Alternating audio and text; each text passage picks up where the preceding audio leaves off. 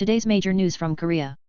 On the 5th, the National Statistical Office released the world and Korea's population status and prospects reflecting the future population projection for 2021.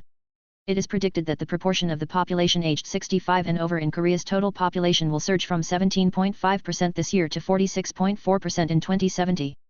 This is the highest level among 236 countries surveyed worldwide. The proportion of the elderly population in the world population will increase by 10.3 percentage points from 9.8% this year to 20.1% in 2070. About 50 years from now, 1 in 5 people in the world will be over 65, but in Korea, about half will be over 65. Korea's share of the world's population is also decreasing. The world population will increase from 7.97 billion in 2022 to 10.3 billion in 2070. On the other hand, the Korean population will decrease from 52 million to 38 million. The total population of North Korea combined will also decrease from 78 million to 61 million. The North Korean population will also decrease from 26 million in 2022 to 24 million. Accordingly, Korea's share of the world's population will decrease from 0.6% in 2022 to 0.4% in 2070, and from 1% to 0.6% when the two Koreas are combined. The $1 exchange rate broke through 1,371 for the first time in 13 years and 5 months on the 5th, raising concerns that it might rise to 1,401. Experts have also started to open up the possibility of the 1,401 range, unlike what experts had expected in the second half of this year to be in the mid-1300 range. In the Seoul foreign exchange market, the $1 exchange rate closed at 1,371.41, up 8.81 from the closing price of the previous trading day. After opening at 1,365 up 2.41, the exchange rate climbed up to 1,375 during the day. This is the highest in 13 years and 5 months since the midday high of 1,392 on April 1, 2009, in the midst of the financial crisis. It broke the intraday high point of 1,363 recorded on the 2nd, and continued the high point for the 4th trading day. It is also the highest since the closing price of 1,379.51 on April 1, 2009. As the market's psychological resistance of 1,301 was breached, experts expected the upper end of the exchange rate to be in the mid-1,350 range until recently. Experts who rose to the top due to the tightening stance of the U.S. Federal Reserve System predicted that it could fall again once inflation peaks are confirmed. However, as external conditions changed rapidly, the outlook of experts also changed. Concerns arose that interest rates would continue to rise following hawkish remarks by U.S. Fed officials, and an energy crisis arose as Russia stopped supplying gas to Europe. In China, the dollar strengthened as major cities were closed due to the coronavirus. As such unexpected variables occur, experts are having a hard time forecasting the exchange rate. However, we believe that the upper end of the exchange rate is highly likely to reach KRW 1,400 in the second half of the year. As the US dollar continued to strengthen, Korea's foreign exchange reserves fell by about $2.2 billion in 1 month. After an increase of $300 million last month, it returned to a decline for the first time in a month. According to the Bank of Korea on the 5th, foreign exchange reserves stood at $436.43 billion as of the end of last month. It was down $2.18 billion from the previous month. Foreign exchange reserves, which have decreased for 4 consecutive months since March, increased by $300 million in July, rebounding slightly, but declined within a month. A BOK official said, despite an increase in foreign currency asset management income and foreign currency deposits at financial institutions last month, the US dollar appreciated by about 2.3%. The dollar index, which measures the value of the dollar versus the 6 major countries, has risen 2.3% over the past month. During this period, major currencies fluctuated against the dollar by -1.7% for the euro, -4.2% for the pound, -3.2% for the yen, and -2.0% for the Australian dollar, respectively. By asset, securities such as government bonds and corporate bonds increased by $3.09 billion from a month ago. Deposits, which are similar to deposits, fell by $5.3 billion to $17.9 billion. IMF special drawing rights increased by $70 million to $14.46 billion. The IMF position, which is the IMF-related claim that IMF member countries have through payment of investment, loans, etc., decreased by $70 million to $4.33 billion. Gold, which is expressed at the time of purchase without reflecting the market price, stood at $4.79 billion, the same as last month. Korea's foreign exchange reserves stood at $438.6 billion as of last month, ranking 9th in the world. China had the largest share with $3.1 trillion. Japan followed with $1.323 trillion, Switzerland with $959.8 billion, Russia with $576.9 billion, India with $574.3 billion, Taiwan with $547.8 billion, Saudi Arabia with $463.2 billion and Hong Kong with $441.8 billion. It is reported that the government is considering lifting the ban on mortgage loans for houses with a market value of more than 1.5 billion won. According to related ministries on the 4th, the Ministry of Strategy and Finance, the Financial Services Commission, and the Ministry of Land, Infrastructure and Transport will hold a real estate-related ministerial meeting around the end of this month to discuss the real estate market normalization plan. It is reported that the lifting of the ban on housing loans exceeding 1.5 billion won and plans to lift additional restrictions on the regulated areas will be discussed. It seems that they are thinking about ways to prevent a hard landing in the real estate market as house prices are falling in earnest amid the recent interest rate hike and transaction cliffs. However, in a press release on the same day, the government said, the government is promoting the orderly normalization of the real estate system in consideration of the market situation and housing supply and demand conditions, but regarding the abolition of the loan regulation for houses exceeding 1.5 billion won, consultations between related ministries are being made, or he said nothing has been decided. The ban on housing loans exceeding 1.5 billion won was introduced by the Moon Jae-in government in its real estate measures in 2019. It has been controversial since the introduction of the ban on loans from the financial sector to houses with a market value of more than 1.5 billion won in speculative areas and overheated speculation districts. Currently, a lawsuit has been filed with the Constitutional Court for the infringement of property rights. The new government also recognizes that the loan regulation is a regulation that excessively limits the convenience of end users of housing. However, it is known that the specific implementation period is being weighed as the loan limit could be lifted and household debt exceeding 1,869 trillion won could be stimulated again.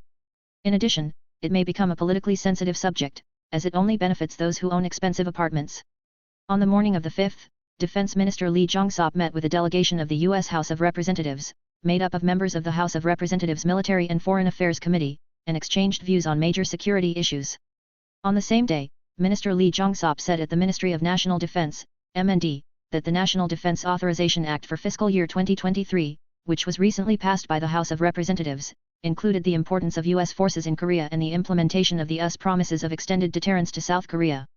It is very meaningful in that it shows strong support for the Defense Minister Lee Jong-sop also said, I requested the U.S. Congress to provide support so that the promise of extended deterrence can be dealt with in a substantial way in the course of defense consultations between the ROK and the U.S., such as the Extended Deterrence Strategy Consultative Group scheduled to be held in the middle of this month. The Defense Authorization Act is a bill that specifies the defense policy of the U.S. government and sets the defense budget for 2023 accordingly. Extended deterrence refers to the concept of providing assistance in response to threats to the U.S. mainland when U.S. allies are subjected to or exposed to a nuclear attack. Regarding the UFS Ulchi Freedom Shield, a joint military exercise held in the second half of this year, which was held last month, Minister Lee evaluated that the combined forces of the ROK and the United States have strengthened their readiness posture to respond decisively to any provocations from North Korea. In response, the delegation of the U.S. congressman said, the bipartisan support of the US-Korea alliance in the U.S. Congress is very strong, and we will support the development of the US-ROK alliance into a global comprehensive strategic alliance. Regarding the UFS, the delegation of the U.S. congressman said, it has prepared a new turning point for the ROK-US military alliance. In particular, the delegation evaluated that the operational capability of the ROK-US combined forces was further strengthened through the combined outdoor maneuver exercise during the practice period. The two sides agreed to continue to cooperate in the process of developing the ROK-US alliance into a global comprehensive strategic alliance, while agreeing that the role of Congress is important in addition to the government's efforts in order to strengthen the alliance. South Korea and Japan's vice ministers of defense hold bilateral talks for the first time in about 6 years. It is noteworthy whether the situation of hardship between the defense authorities of the two countries due to the so-called patrol plane conflict can be resolved. According to the Ministry of National Defense on the 5th, Deputy Defense Minister Shin Byum-cheol plans to hold a meeting with Japan's Vice Minister-level Defense Advisor Masami Oka on the 7th to discuss national defense issues. The last time the South Korean and Japanese defense ministers sat at the bilateral meeting table was in 2016. In particular, this summit is expected to deal with the controversy over radar investigations of South Korean ships, which arose when a Japanese maritime self-defense force patrol aircraft threatened a South Korean naval vessel in a low-flying flight about 100 kilometers northeast of Dokdo in 2018. In addition, the normalization of the Korea-Japan Military Information Protection Agreement (SOMIA) and the invitation of Japan to the South Korean military are expected to be on the table of talks. The two sides are expected to focus on examining the possibility of accessing opinions for resolving conflicts, and examining the possibility of restoring security cooperation, rather than drawing conclusions at this meeting. At the same time, the Yoon Suk-yeol administration is trying to restore security cooperation between South Korea and Japan and between South Korea and the US in the face of North Korea's nuclear and missile threats and the increasingly severe security environment in the region since its inauguration in May. Japan also wants to normalize Chsomiya in order to respond to missile threats from North Korea and other countries so that it can smoothly share South Korea's surveillance information on North Korea. The Seoul Security Dialogue, which gave the opportunity for this summit to happen, is a vice-ministerial level multilateral security consultative body that has been held since 2012 under the leadership of the Republic of Korea. It was confirmed that the police decided to dismiss the case as they saw that they could not be held criminally responsible for Lee Jae-myung, chairman of the Democratic Party of Korea, in relation to the so-called suspected corporate card misappropriation. At a press conference on the 5th, No Jae-ho, head of the investigation department of the Jae-myung Southern Police Agency, said, "I found a point of suspicion at a press conference on the 5th, said he did not." Jae-myung Nambu Police Agency's investigative department said, there were no problems with Bae's hiring process, and it was confirmed that there were some parts of him who performed civil service duties after he was hired. He continued, there has been no link between party chairman Lee Jae-myung and the allegation of misuse of corporate cards, so it is safe to say that they have settled in disobedience. As a result, the police have effectively concluded the investigation into the alleged misappropriation of Bae op cars, which is one of the many suspicious cases surrounding party leader Lee Jae-myung. Regarding the remaining investigations, such as suspicion of Songnam FC sponsorship money, suspicion of preferential treatment for Baekhyindong development, suspicion of secret camp at the dormitory of Jae-myung Housing and Urban Corporation, allegation of lobbying by Songnam City Council related to Daejang-dong, the eldest son's illegal gambling and prostitution allegations, the chief only said. The police also said that the investigation into the witnesses of the suspicions about the development of Yangpyeong Gonghyung district, which is suspected by the wife of President Yoon Suk-yeol, has now entered the final stage. Jang Myung-jin, the head of the Anti-Corruption and Economic Crimes Investigation Unit, said, a significant portion of the investigation was carried out after the Yangpyeong County office was seized and searched at the end of last year. Regarding the controversy that arose after it became known that a police officer investigating the Gonghyung district suspicion attended President Yoon's inauguration ceremony, the head of the investigation department of the Jae-myung Nambu Police Agency said, we are considering whether to exclude the police officer from the investigation. At the meeting, the police revealed that they had forwarded the case of suspicion of illegal recruitment from camp of former Songnam Mayor Ian Sumi and former Special Prosecutor Park Young-soo's daughter, suspicion of preferential sale of apartment in Daejang-dong, to the prosecution, respectively. The Democratic Party has filed a complaint with the prosecution against President Yoon Suk-yeol on false information under the Public Official Election Act and formalized the promotion of a special prosecutor against Kim Gun-hee. The People's Power said, the government is rapidly freezing as it is defined as a political offensive close to collective madness and announcing a counter-response. Yang Jae-myung, spokesperson for the People's Power, said at a briefing at the National Assembly Communication Center on the 5th, no matter how afraid of finding out the truth and the urgent need to protect Representative Lee Jae-myung, there are laws to be observed in Korea and there are minimum morals and goodness that must be covered. The People's Power believes that the Democratic Party's accusation against President Yoon and the promotion of the Kim Gun-hee Special Prosecutors Act are nothing more than a rip-off to cover up allegations of misconduct and related investigations against party leader Lee Jae-myung. According to the Constitution, the incumbent president pursued the accusation even though he was not subjected to criminal prosecution while in office, except for crimes of civil war or foreign exchange, because there could be no other reason than political surprise. On the same day, floor leader Kwon Song-dong posted on his Facebook page, President Lee Jae-myung is trying to dispel all kinds of criminal allegations through indiscriminate accusations. He pointed out that the remarks of "I will accept the Kim Gun-hee's special prosecution law" are proof that the accusation is being used as a bargaining technique. People's Power lawmakers, who had different opinions in the internal red flag surrounding former party leader Lee Jun-suk, also criticized party leader Lee Jae-myung with one voice. Apart from criticism of party leader Lee Jae-myung, middle-ranking lawmakers are also showing bitter feelings toward the Democratic Party. People's Power criticized the Democratic Party, the main opposition party, for degenerating into a private law firm to defend against the corruption of party leader Lee Jae-myung. In fact, the Democratic Party's General Assembly provided the justification for responsible for refusal of the prosecution's summons by the party leader, and this is because the key members of the party, such as lawmakers, are directly or indirectly involved in the legal battle of the party leader. Kwon said, President Lee Jae-myung abused the frame of political retaliation to reject his vocation to crime and return to politics. He then ran for a by-election 2 months after he lost the presidential election, and even became party leader.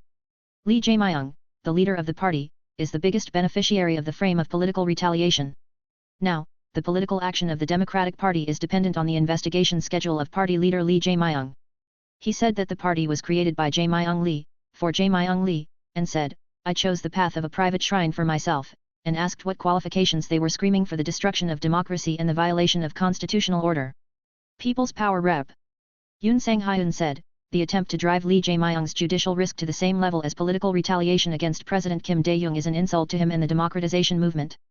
He pointed out that he was using the party as a shield of privilege when he was in danger of being punished for doing so. President Lee Jae-myung urged us not to further undermine the spirits of Kim Dae-jung and Roh Moo-hyun, but to follow the judicial process confidently. People's Strength lawmaker Cho Ha-jin said, it is unfortunate for the Democratic Party to wear a time bomb called Lee Jae-myung, considering the future of the orthodox opposition party. He pointed out that it will cause a chain explosion until Park Hong-joon, floor leader of the Democratic Party, met with reporters immediately after the emergency meeting of the National Assembly on the 5th and said, at a time when public suspicions about Mrs. said he would do it. There are two ways to proceed with the special prosecution.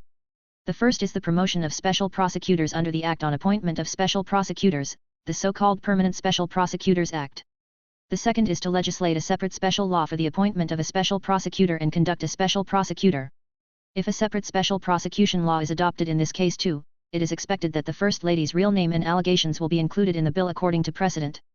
On the 22nd of last month, Democratic Party lawmaker Kim Young-min also proposed the Special Prosecutors Law to investigate the truth about the stock price manipulation and false career of President Yoon Suk-yeol's spouse Kim Gun-hee. An official from the Democratic Party's office said, if you look at the past special prosecutors, the special prosecutor's investigation does not necessarily have to be successful. He feared that he would reach the end of the offensive. It is not yet clear whether the special prosecutor Kim Gun-hee, which the Democratic Party decided to promote at the emergency meeting of the House of Representatives on the same day, is a special prosecutor under the Permanent Special Prosecutor's Office or a separate special law. In fact, it is reported that at the emergency meeting of the Democratic Party on that day, only a resolution was made to promote the special prosecutor Kim Gun-hee, but the specific methodology of how to conduct a special prosecutor was not discussed. On this day, the emergency meeting was prepared to discuss the response to the summons of party leader Lee Jae-myung, who was requested to attend on the 6th, and to gather the consensus of the lawmakers. There are also observations that the specific methodology has not yet been prepared for anyone because the special prosecution promotion was discussed in the process of bringing out First Lady Kim Gun-hee in a hurry to set the fire. A political official said, from the time the prosecution summoned party leader Lee Jae-myung, it was not sufficiently predictable that the Democratic Party would bring out First Lady Kim Gun-hee to counterattack. It was predicted that the shouting is still in the stage of direction, and the discussion has not progressed to the stage of specific method. In the Simangyum district, the largest reclaimed land in Korea, a large-scale solar power project is being carried out in addition to the Simangyum project of the Korea Rural Community Corporation, which has been the focus of this special audit by the Board of Audit and Inspection. However, large and small controversies continued, such as friction between residents and the process of selecting a business operator. The solar power generation project in Simangyum district was promoted in earnest when former President Moon Jae-in announced that he would make Simangyum a center of renewable energy in Korea during his visit to Simangyum in 2018. When the Rural Community Corporation announced the Simangyum Sunshine Sharing Project Plan in June 2020, it selected the agricultural life site area in Simangyum-gu, Gunsan-si, Jeollabuk-do as the target area and went through the business competition process. However, as the procedure proceeded without collecting the opinions of local governments or local residents, considerable opposition arose.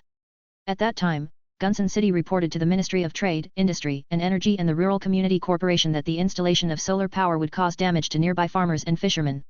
As there were signs that local backlash would spread, the Rural Community Corporation changed its business method to a resident participatory investment project that distributes a portion of the power generation project profits to local residents.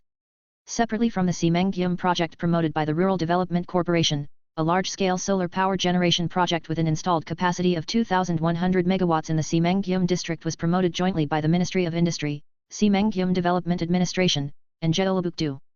The Ministry of Trade, Industry and Energy announced that it would need 5.25 million 400-watt solar modules and about 300,000 10-square-meter floats to float power generation facilities on water. However, it was revealed in the audit process of the Board of Audit and Inspection in December last year that Hyundai Global, in charge of the design, was an unqualified company that did not hold any licenses related to the design of solar power facilities. While promoting a large-scale project worth 4.6 trillion won, the design work was carried out through a private contract with an unqualified company rather than an open bidding. The selection of a contractor for transmission and substation facilities to send electricity produced by power generation facilities to large cities on land was bid for 5 times, but only in May of this year was it possible to select a contractor. The problem is that Korea Hydro and Nuclear Power, which is actually leading the Simangyum solar power project, has recently been classified as a financial risk institution by the government, so business restructuring is inevitable. There are also observations that it is unclear whether Korea hydro and nuclear power will continue to lead the Simangyum solar power project. As migratory birds have arrived in the Simangyum region, problems with the management of solar power facilities due to bird droppings have also surfaced. Excrement from seagulls and cormorants fell on the already installed solar panels for research, raising concerns about a decrease in power generation efficiency due to panel corrosion. Although the government is reviewing measures to prevent access to birds, such as ultrasonic waves, some point out that it is not appropriate to artificially exorcise birds while promoting eco-friendly development. Actress Lee Yoo-mi, who played the character Jae-myung in the Korean Netflix series Squid Game, won the Guest Award at the Emmy Award, the highest prestigious award in the American broadcasting industry. The American Academy of TV Arts and Sciences announced on Twitter that it was selected at the 74th Annual Creative Arts Primetime Emmy Awards at Microsoft Theater on the 4th local time. The Guest Award is given to an actor who plays a leading role in each episode of a drama. Lee Yoo-mi, who played Jae-myung, a character with a strong tendency to pessimism, was previously nominated. Squid Game was nominated for 7 categories including Best Theme Song, Best Cinematography, Editing, Production Design, Stunt Performance, Visual Effects, and Guest Award at the awards ceremony. In the second quarter of this year, Taiwanese Asus surpassed LG Electronics to occupy the second place in the domestic laptop market. According to the results of the domestic laptop market research in the second quarter of this year, recently announced by market research firm IDC on the 5th, Asus took the second place with a market share of 22.7%. LG Electronics fell to third place with only 16.2%. Samsung Electronics took the first place with a 33.7% market share, followed by Apple and Lenovo in fourth and fifth places, respectively. In the first quarter of last year, Asus surpassed Samsung and LG in the commercial notebook market to take the first place, and in the second quarter, it ranked second in the overall market and performed well. The industry believes that the demand for Asus laptops with good cost-effectiveness has increased mainly online as telecommuting increases due to the influence of Corona. At the beginning of this year, it was also effective in winning orders for public projects and targeting the online education market, such as signing the largest contract ever to supply a total of 280,000 units of 3 smart terminals for education with the Jae-myung Namdo Office of Education. Thank you for watching today. Please subscribe and set an alarm.